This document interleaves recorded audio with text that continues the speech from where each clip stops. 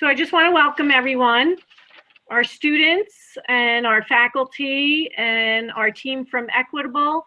And we have Chel Bernard from Serify. And Chel is, let me see which, Chel is the Manager of Diversity and Community Outreach at Serify. And Serify is the company that we are teaming with, along with Equitable, to provide study materials for the SIE exam. So I'm going to pass it to Chel, and then she will introduce the Equitable team after her. Yes. And any questions, please put them in the chat room, and we'll get to them at the end. Perfect. Thank you. And thank you, everyone, for joining us today. I know it's the first day back, and everyone's kind of probably just all over the place with all the stuff that's been going on in the world. So thank you all for attending. My name is Chel Bernard. Again, I am the Manager of Diversity and Community Outreach here. I host a lot of these firm nights, and I'm so sorry that we couldn't do this in person. I love to see new faces, but I just wanted to kind of give you a little bit of more background about what the SIE is and our involvement with Equitable Advisors. So first things first, I want to just say thank you to our sponsors. They are actually sponsoring the SIE class for everyone. We'll get a little bit more into their introductions a little later after the presentation here. So I just want to kind of make a quick note to say thank you. So today we're going to talk about what the SIE is, what the SMART program is, which is what you're using, and then we'll move on to our Equitable Advisors. So first things first, what is the SIE? And for those who are maybe not necessarily a finance major or don't know much about what the SIE is, it's basically an introduction to the financial industry. It assesses a candidate's basic knowledge of the securities industry. So you'll learn about basic products, you'll learn about the structure and function of the securities industry, regulatory agencies and their functions, and then of course the prohibited practices. So this is just some exam basics here to kind of know. So anyone can take the SIE. For those who probably just like, what is the SIE? It sounds new. It wasn't started until October of 2018. So this is a new exam. I like to look at it as a stepping stone or a prerequisite for anyone looking to work in the financial services industry. Anyone can take it as long as you are 18 and older. You don't have to be sponsored by a firm, unlike the Series 7 or 99. And your exam results are good for 4 years. Again, this is a prerequisite before you take any other license exam. Again, because Equitable Advisor is sponsoring the course, you'll only have to pay for your book fee, which is $95. And just a little bit exam basics about the actual exam. It's about 75 questions long. It's very short compared to like the Series 7. It's only about an hour and 45 minutes, and all you have to have is a 70% passing score, and the exam fee is $60. So this is a fairly inexpensive exam to take. Now, I want to get a little bit into the benefits of passing the SIE.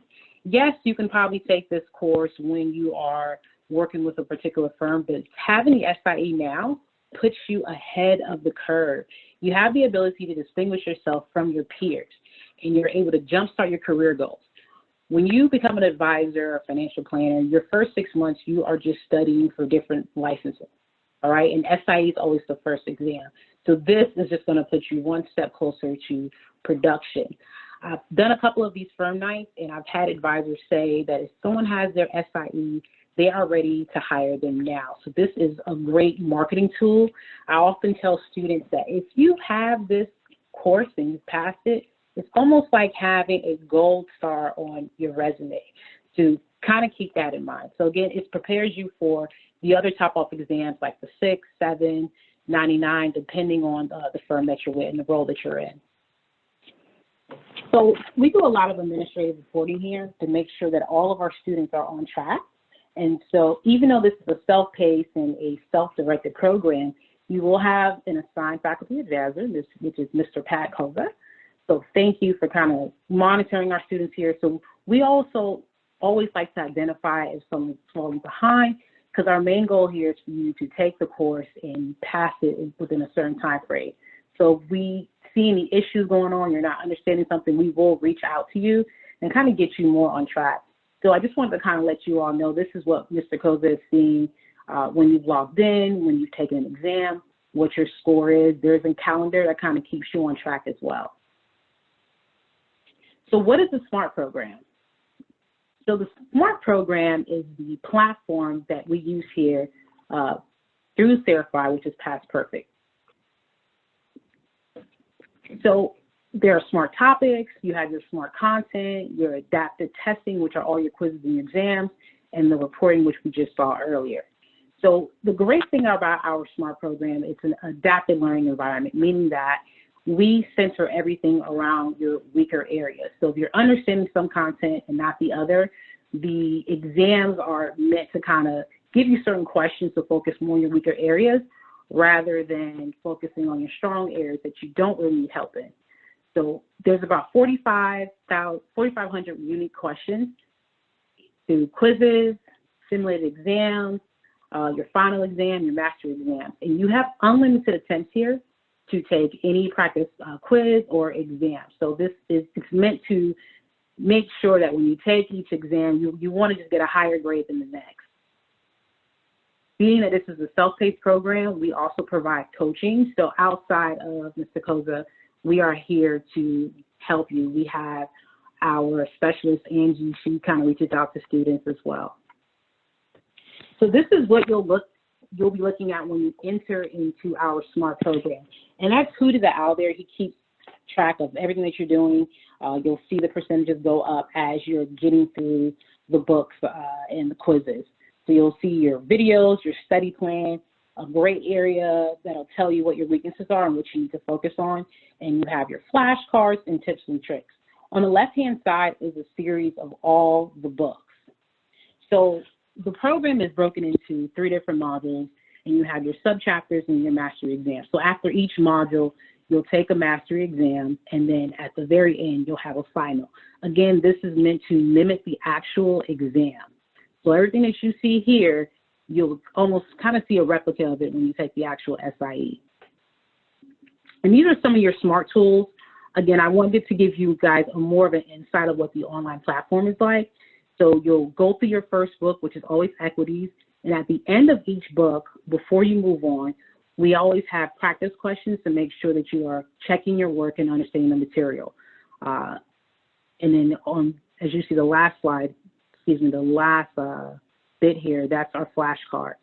So everything is completely online and virtual, and we are here to help you. So trust us, we'll make sure you get through the program. So that pretty much concludes the Certify end here. So I am going to go ahead and let Thomas Diamente have the floor from Equitable Advisors. Again, thank you for sponsoring this course for FDU. And I just want to interject here. Just remember, if you have any questions, to please put them in the chat room, and we're going to take them at the end.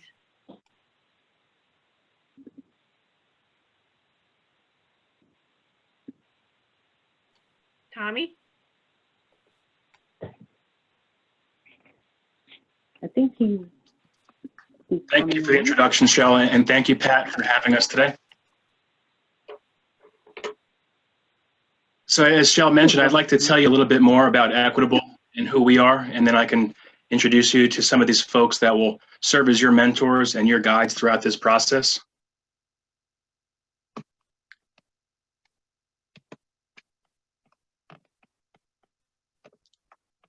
So Equitable. Oh, 1 second, sorry.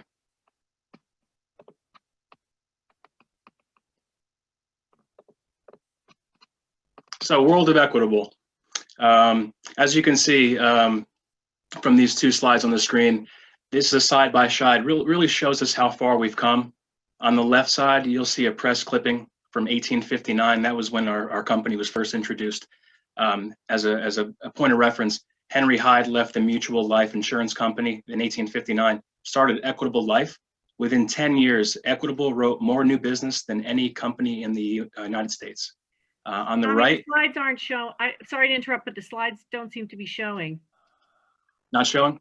No, did you share screen? Okay. I did, hang on.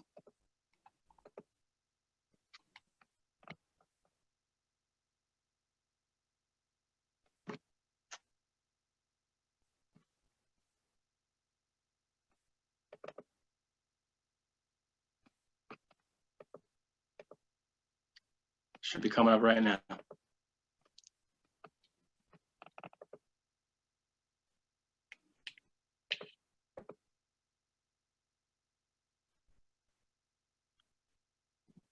There we go. You should be able to see that. Not yet. It says, is anyone else seeing it? It says Thomas Monty has started screen sharing. So maybe there's a lag time. There we go. There we go. There it is. So the press clipping I mentioned, you see there on the left. On the right, it's been an exciting year, despite everything going on currently. We started the year as a new company. That's us ringing the New York Stock Exchange bell on January 14th of this year. That began our rebrand as we broke off from our parent company, AXA. They're a French casualty and insurance company. So our goal remains the same, though. We are committed to helping our clients secure that financial well-being so they can pursue long, fulfilling lives. Our new updated logo is Athena, really represents the courage, the strength, and the wisdom, all things that we're trying to provide to our clients every day.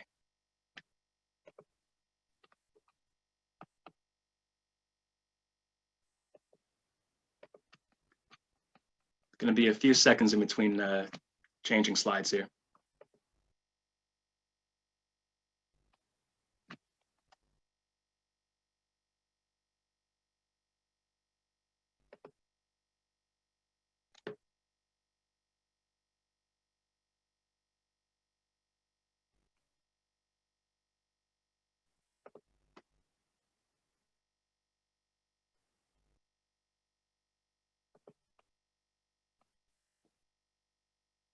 So the world of Equitable.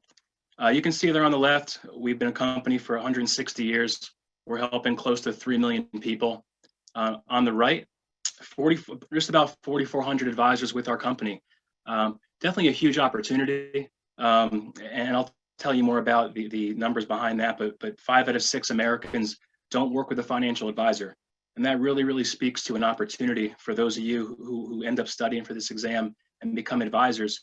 Your work's right there. It's cut out for you. There's a lot of people begging for your help that really don't know what it is we do.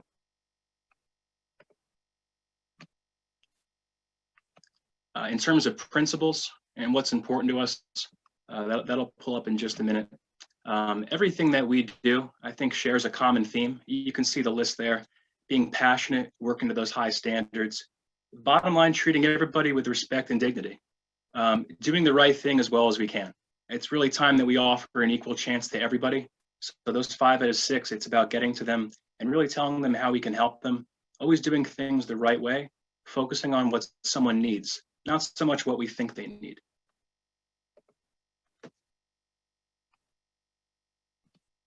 And then this just shows kind of, this is what makes us very interesting. In the captive versus independent world, captive companies being those companies that kind of only sell that one type of product. You can't really pivot out of that. And the other side, more of those independent brokers, they can do a lot of things, but they don't have that big nest, that big family to fall back on. We try to be that hybrid platform. So we possess the characteristics of that old school insurance company, and we really combine that with our managed money platform to be a true hybrid independent. We have an open architecture model, and that allows us to help a client into whichever vehicle, again, is best for them. We always focus on the need, regardless of who offers the product, who sells it, or who manufactures it, we can provide it to that client because we have relationships with all the big companies in the world, even some of those smaller companies too. We have a whole network of products and services that we can get to our clients. And in terms of the things that we promise our clients, you can see the list here. Each of these is I'd say, equally important in its own way. If I had to set one apart, it's the education piece. I talked about how 5 out of 6 Americans don't work with an advisor. That is a huge opportunity. So education, I think that piece really reigns. If you can get to someone, connect with them, teach them, and add value, they're going to ask you, hey, how else can you help me? And they're never going to stop calling you, which is a good thing.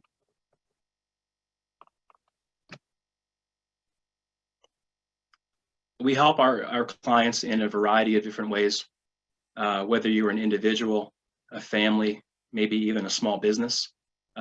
We're a leading provider of 403Bs in the K through 12 space, as well as retirement help for police officers, firefighters, all those borough workers. If you know a teacher, high chances that they have their retirement through us.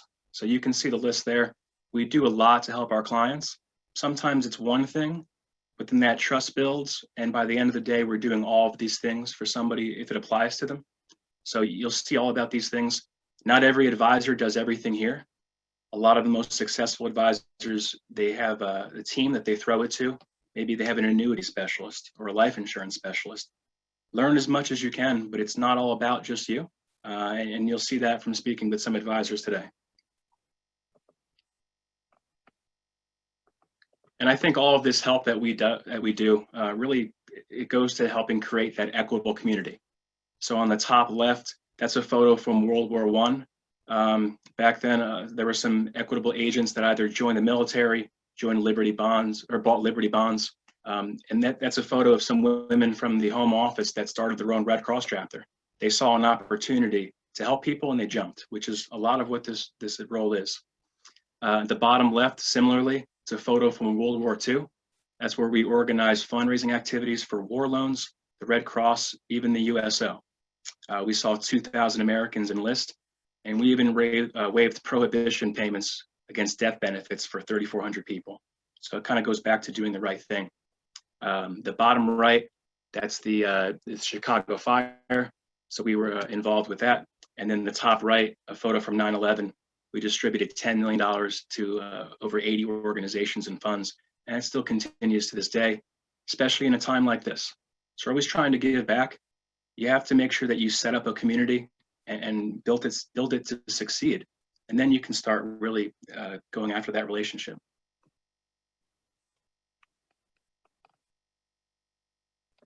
So lastly, some of those folks helping build this community are with us today. Kevin, he's our EVP. He was a strong driver in bringing this program to you folks here today. He's been managing with Equitable for over 20 years. He possesses a very strong book of business, but also helps manage. So we do a lot of, two prongs here. Additionally, we'll have Justin Carlson, you see there on the screen. He's a regional VP in our Secaucus branch, as well as Shivam Mittal. These guys are two very high performing advisors and team builders. It's a lot of doing both in this role. So I'd love to pass it on to Justin so he can tell you more about how he built his business, how he got here, and really what gets him in the door every day.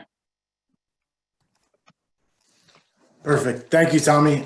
Thank you, everyone at FDU. Pat, Chel, thank you for starting us off. I do not have a presentation to go over, but wanted to just talk to the students a little bit about how I got started into the business, what I'm doing now, what I look for in candidates, as well as introduce Shivam, who's someone who joined my team a few years ago, and kind of pass it over to him as well, so we can kind of go from there. So thank you, everyone. Thank you, students, for joining. I know it's nice out, so to get on a Zoom call and hear from us is definitely beneficial. The fact that you have the ability to take the SIE as a student or when you're not even sure what you want to do with your career is very advantageous. I graduated from Rutgers back in 2011 and was lucky enough to realize this is what I wanted to do. At the time, you were able to take the life and health exam, which I did before I graduated during my last semester. And that summer, I focused on the Series 7 and the Series 66. The Series 7 back then was this huge exam. I remember being very stressed out. I remember taking my finals that last semester thinking I was done taking tough exams, and then I had to take the Series 7. So now the fact that they've broken up that exam into 2 parts and allowed you to get more exams under your belt before you potentially become an advisor, I think is very advantageous. So I'm excited about that. So a little bit about me. I live in Scotch Plains, New Jersey. I started with previously AXA advisors, now Equitable advisors, back in 2011.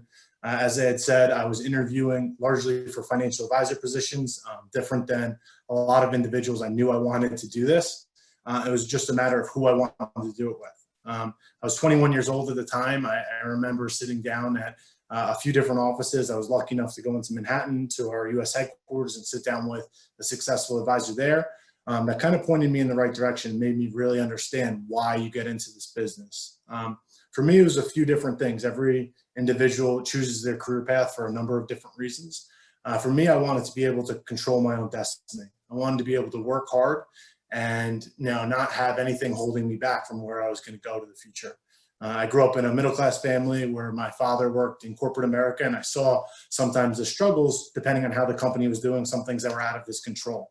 One of the things that I tell everyone that I interview is when you become a financial advisor, you're a business owner, you're an entrepreneur, and your job is to help get clients through different financial situations. One of the coolest things about Equitable is we do so many different things. So it's our job to first and foremost see how we can best help a client. And it might be in a number of different ways. It might be one specific way, and clients might not even really understand or know how you might be able to add value. So that's kind of your job as an advisor. So getting into my start in the business it was 2011. I started in Edison, New Jersey. So our branch is made up of a few different offices, Edison being one of them.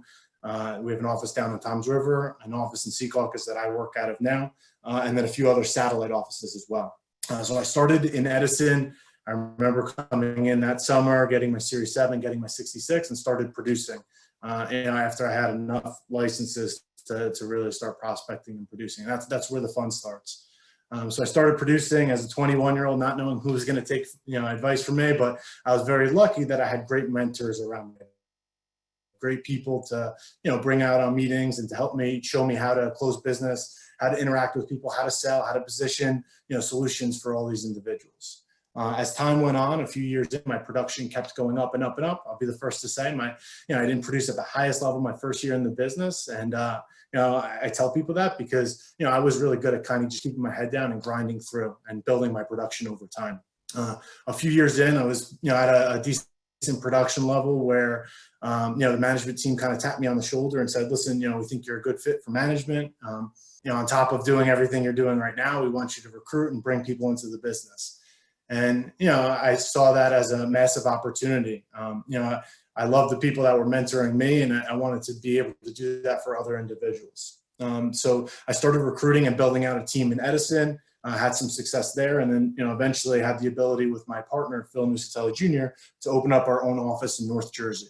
The proximity in Manhattan was very advantageous to us.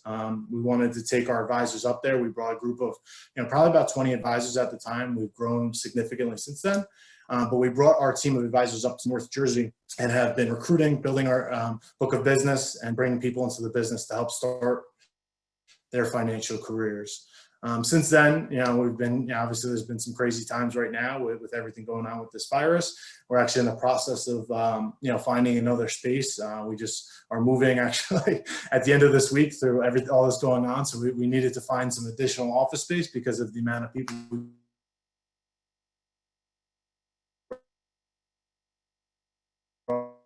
onto the business, which is a good sign. We're happy, and we're as individuals. I think they talked a little bit about having the exams. Pretty much all the advisors on my team are fully licensed, meaning they have the life to help the Series 7 and the 66, meaning that they can act as an investment advisor and charge a fee for service. And last year, my partner and I brought in 12 people into the industry, 12 people into the business, and we're looking to increase that this year. Obviously, there's been some craziness with this virus, but one of the individuals that we brought into the business a few years ago, Shivam Mittal, is actually on the call with us today. I talked to my management team, and they said, well, we want to bring in someone that's younger that can associate with some of the students. I kind of laughed because I still look at myself as being pretty young, but I guess that's not the case anymore. But Shivam's here on the call today. Shivam and I have worked together for quite some time. He actually started with us pretty much as an intern and started recruiting for us pretty much full time as he was finishing up his last semester at Rutgers. But he came in and produced at a very high level early on in his career. He hit a lot of milestones that most advisors don't in their first year. He stepped into management, already has a couple people under him that he's mentoring and he's bringing in through the business, and he's had a ton of success with that. So I want to kind of pass it off to Shivam to tell you a little bit about his background, and he's someone that you guys can pick his brain. I know we're going to do some Q&A at the end. So if you have any questions for myself or Shivam or Kevin or Tommy or anyone from our team, we're happy to answer those questions. But Shivam, if you want to take it from here. Sure. Yes. Can everybody hear me fine? Yes. Okay, perfect. Great. Thank you, Justin, for that introduction. So yeah, that was a great summary. A little bit about me. I graduated in Rutgers in 2018. So I graduated about 2 years ago, which is pretty crazy. And I've been working at AXA Advisors, Equitable Advisors since.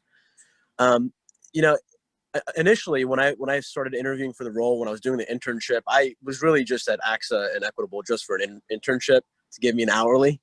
But, you know, I soon, you know, and I was actually studying computer science and economics. I wanted to be like a quant or an analyst, or, you know, I wanted to get my 79 and go into banking, as, you know, that was kind of my dream.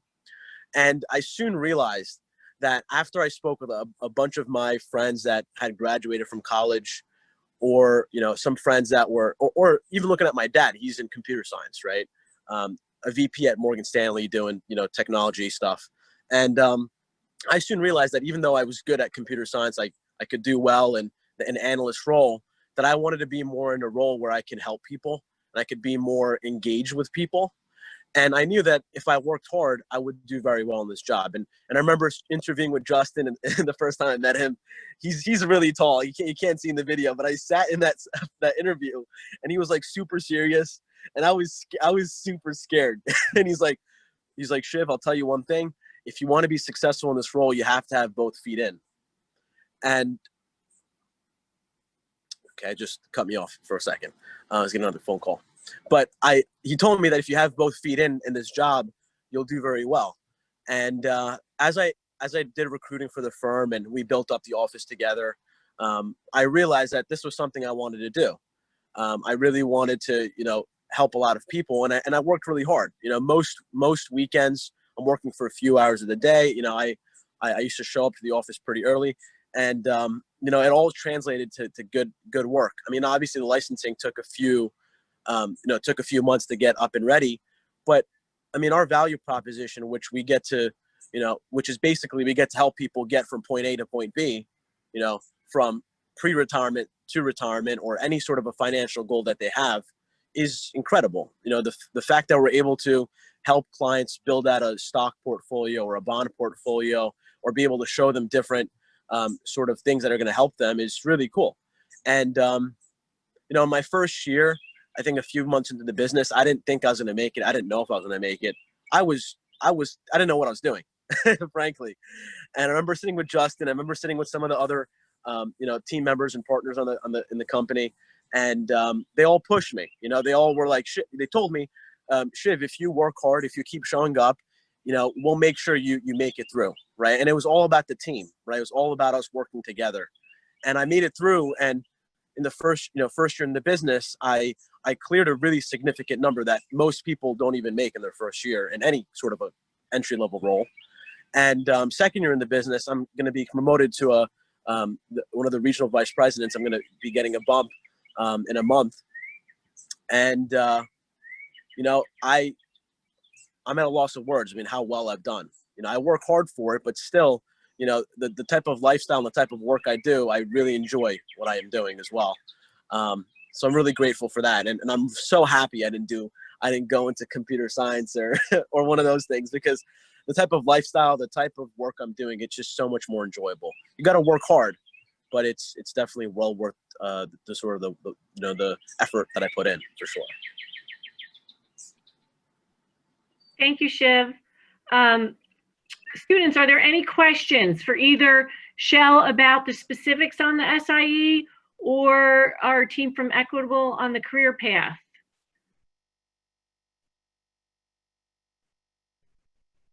Wow, I'm surprised there's no questions. Oh, here we go. We have one question from Jay. He has done some, he has some prior internship experience in finance. He's saying, if interested in pursuing the CFA, Certified Finance, does it make sense to complete the SIE? I'll take that one.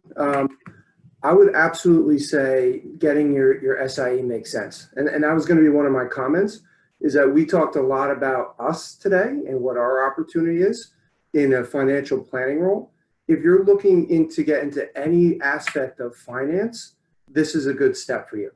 Because whether you want to be an analyst and get a CFA, they typically do have a Series 7, which is a stepping stone, the SIE, to getting that license. So even if you were saying, hey, you know, I'm not an entrepreneur, but I want to be in finance, this is certainly a good move.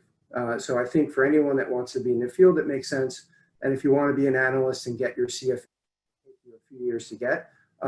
Certainly, if you can get this out of the way while you're in school, I think it's a good idea.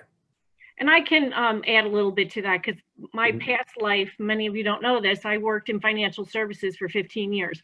And I was always in a home office administrative corporate role, yet I needed to be registered because some of the stuff you work on, even if you're not seeing clients, you still, many firms require you to be registered. We have another question here. From Tejan, does the company use a cold calling strategy or more of a hot calling, using close friends, family only? So we actually leave that up to the candidate. I know a lot of firms in our industry will say, here's your 100 people, go call the people that you know. We actually, and Justin might be a better person to talk about it, but we use technology and a subscription system that we pay for. So if we're using the phone to try and get in front of people, we try and use targeted individuals. And I would even say, just like our own back office people, they allow for what's called in-service withdrawal, where we can manage their 401k while they're still active. So we try and create lists of people to call that we know actually have a need for our services. So we try and make it as the best use of your time as possible. And then over time, it's really up to you if you want to market to individuals that you know. But we try and at least educate you on a lot of different tools that are out there, including like LinkedIn. We have like 5 recordings. We've done a lot of these things since COVID, where we're trying to teach people how to network through technology tools, in addition to using the phone and then any relationships that you might have. And we also try and help you develop relationships with other professionals. You know, CPAs, people that do property and casualty insurance, attorneys. You know, we try and teach you what the opportunities are to partner with them. And then typically, if you're right out of school, like I had some relationships like that right out of school, I brought my manager. And I think that's where Justin comes into play, is that you would want to partner with individuals with some of these relationships and have done it before. We don't just send you out there on your own. We will provide you mentors on all aspects, including marketing. So I don't know if you wanted to add anything to that, Justin. I know you do a lot with the new people. Yeah, just to reiterate some of the things Kevin said, there's no one thing that you have to do. Some of my advisors come in, they only work their connections in their natural market, and that's what they're comfortable doing. But then a lot of advisors build their book, solely on cold calling. Shivan's probably one of those individuals. I have advisors that come in and are 6-figure earners their first year in the business, all from dealing with people that don't know them from a hole in the wall before they first start speaking to them. But luckily, since I started in the business to where we are today, we're much more advanced with leads and lists and things of that nature. I remember getting my first list and it was called a number of different times, and I had one list and I had to set meetings there. So today's day and age, we basically have unlimited database for being able to reach out to people, but it's more of that targeted call that Kevin kind of had mentioned, rather than just calling and saying, hey, I'd like to offer you a financial plan, or hey, I want to talk a little bit about what the market's doing. It's going all over the place. We can do a call that's specific and unique to that company because we're familiar with their benefits or whatever it might be. So we have a lot of success with booking meetings, where when I came into the business, it was have 10 meetings every week. Now, you can ask Shivam, most new advisors are having 20, 25 meetings per week, especially in this digital age where we're able to do things remotely. My team hasn't really skipped a beat when it comes to, COVID, and, I'm licensed all across the country. So, being able to do these meetings like we are today, or doing a Join Me, which is a tool that we use, is very advantageous in that marketplace. Okay, I have another call, and you may have another question. I'm going to throw this to Justin, and you may have covered some of it, but it says, what advice do you have for an intern that has started a financial planning practice and having trouble prospecting and getting clients? Yeah, that's a great question. That's usually probably the number one question that everyone has. Getting all your exams and whatnot is just a barrier, of entry into the financial services industry. Building your book of business and building your client base is what you're going to do for your entire career. So especially starting out, could sometimes be tough. It depends the firm that you're with and how you're prospecting now, but you just have to be resilient with it. How I got clients day one in the business is very different than how I got clients today. I'm always happy to have some conversations with you, offline to find out for and things of that nature. And the more people you talk to, just like anything else, the more opportunities you're going to have. And when you get better and you're in the business a little bit longer, the better your conversion rate is going to be from first interacting with someone to making them a client. So there could be a lot of things that you can do. For me, and for us, we do a ton of joint work. So it's leveraging the right partner, bringing the right person out on the meeting, learning from them, and then being able to replicate kind of what they're doing. But there's never, one core thing that you do. Shiv could maybe speak on that a little bit too, about, how he interacts with individuals the first time speaking with them. So you're talking about how we prospect, how we build a book out, talking about? Well, the question was, and we have a couple more questions too, but this is a student who's currently interning and started a financial planning practice and is finding some challenges with prospecting and getting clients, especially for someone at their age. Mm-hmm. It's not like they. So, the thing is, it really comes down to the way you compose yourself. Anybody composes themselves. And this is actually really weird because I felt, I'm 23 years old, to give you a little bit of backstory. I'm 23 years old. And, right now I close my own cases, some of my own cases that I close. And I went to, I spoke with, an attorney who's a chief patent counsel at this company, this pharmaceutical company, in New York. And he knows how old I am, and he still gave me, $300,000 of his dollars. I went to this business owner who has 50 pharmacies, who's making $3 million, $4 million a year. He has over 60 million in assets. Absolutely crazy, which you wouldn't expect.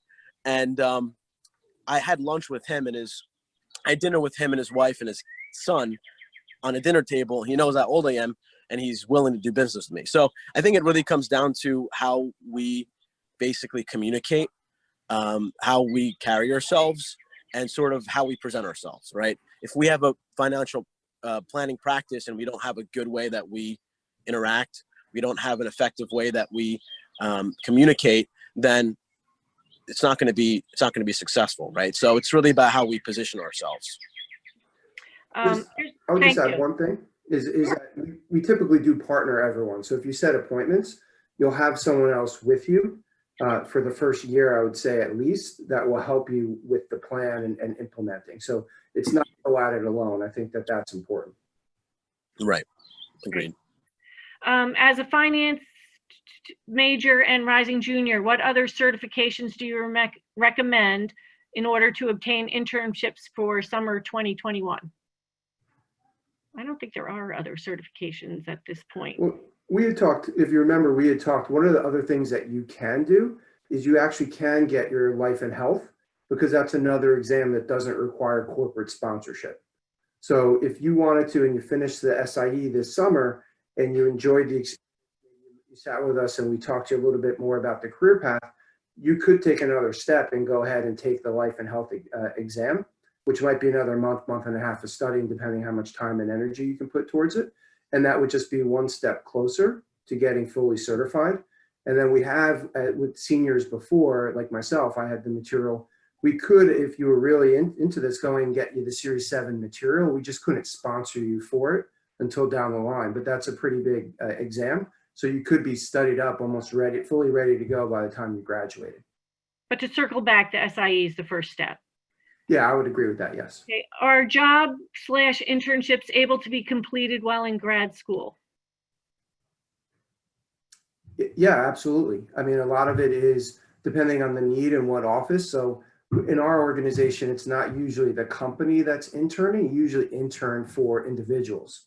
So when I was starting my career, I always took 1 or 2 interns in a year, and I get a good experience for running portfolios and illustrations and things of that nature. And they also helped with some of the busy work.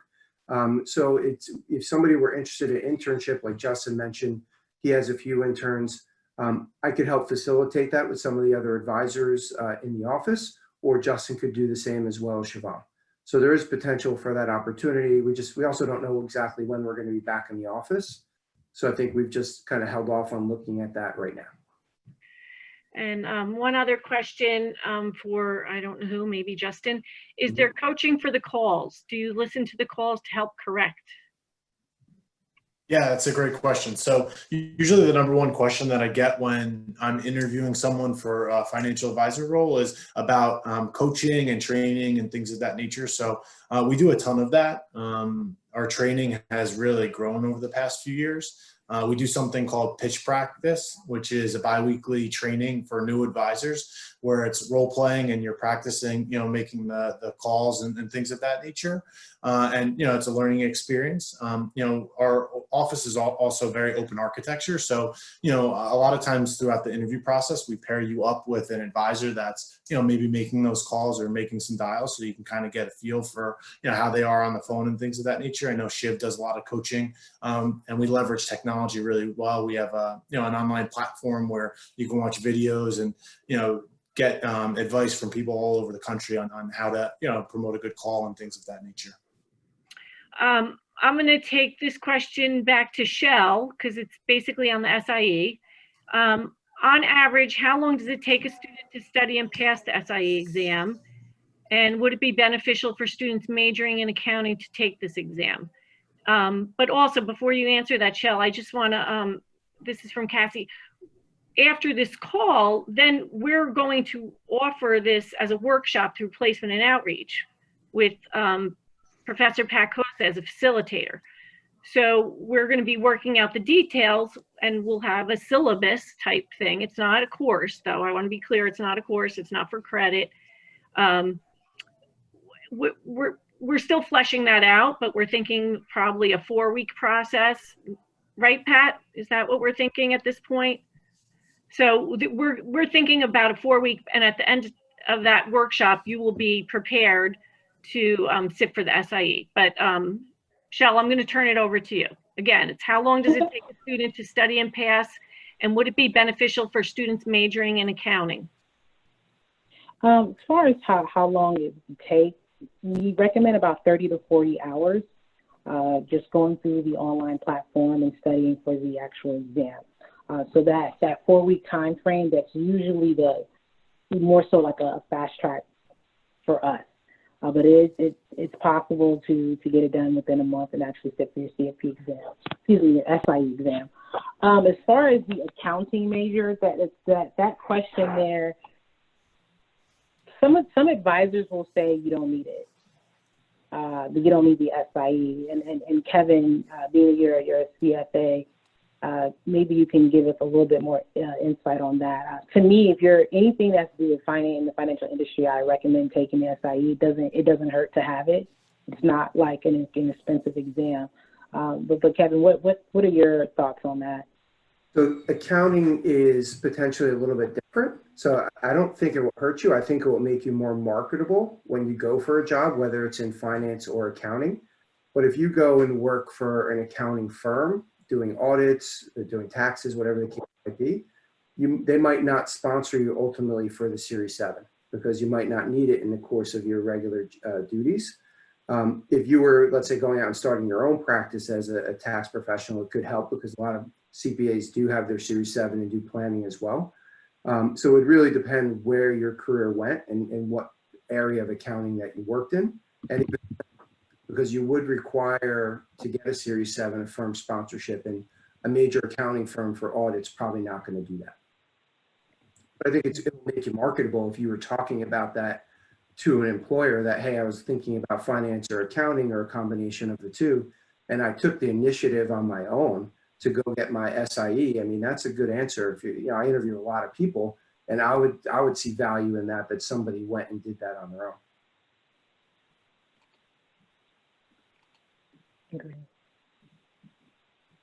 So just to add to that, we are going to offer the SIE over the summer. Pat Koza is going to be the professor of record. It's not a course for credit. It's 0 credits. But in 4 weeks or 5 weeks or 6 weeks, whatever Pat decides, use this time and study and pass the SIE. That will make you all so marketable. And Pat's going to be there to guide you in case anybody has any questions. So if you're interested in learning more, we don't have the timing exactly set yet. I mean, we'd like to get this up and running, sometime in June. but can you maybe just type your name in the chat and then we can get back to you with some more information?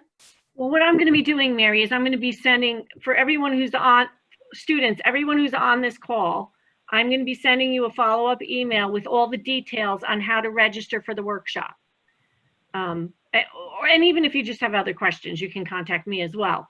But that's the next steps is that we want to get this up and running and move. We want to take advantage of this summer of downtime and offer this for whoever's interested.